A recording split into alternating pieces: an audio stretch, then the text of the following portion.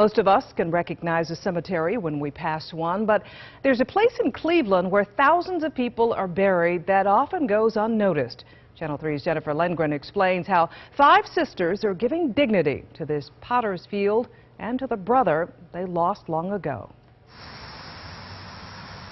Hidden behind a canopy of trees off Green Road, a sacred field largely overlooked by the world around it.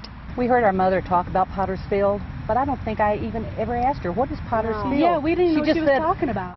Just as often overlooked, the people beneath it. They don't even know. They have no idea. They don't know. 5 sisters, Linda, Lois, Jerry, Wanda, and Dreama, find themselves here on a Tuesday afternoon at the only grave marker in sight. This is where their brother, Larry Phillips, was buried in 1989. It may not look like a cemetery, it may not feel like a cemetery, but it is. There are over 16,000 people laid to rest in this field. The proper name is Cleveland Memorial Gardens, but to many it's just Potter's Field, the final resting place for Cleveland's unknown, poor, or homeless, dating back to 1906. We were hoping that he would still be alive. But it wasn't until last March that Wanda Wilson and her sisters even knew their brother was here. We had to find out what happened. We needed to know. Phillips had a drug problem and was missing for years. A cold case for Parma Police Detective Marty Compton. It wasn't until 2010 we realized that Larry Phillips was not in Ohio's database for missing persons. Today, internet databases are mainstream tools, so Compton re-entered the information and soon found a match.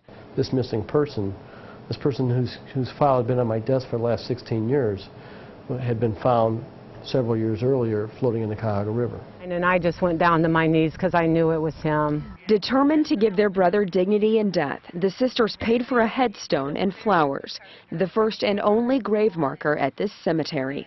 There's a piece of earth that they can go to now. At least one resting place that won't go unnoticed. We're really excited that at least, you know, now we know where he's at. We can come and we can visit him. It's still extremely sad.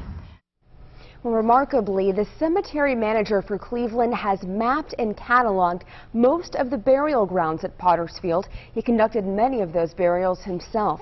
2 years ago, though, the city began cremating the indigent instead of burying them in Potter's Field and giving those remains back to the loved ones. But there's a lot of history out there. Oh, sure is. Now, were police able to find out how Larry Phillips died? Well, that's the justice yet to happen for this family. His death was ruled a drowning back in February of '89. Parma detectives still need anyone with information on the circumstances to call police. But for now, though, there's a place to pay respects to Larry and to those other thousands of people buried at that field. All right, Jen, thank you.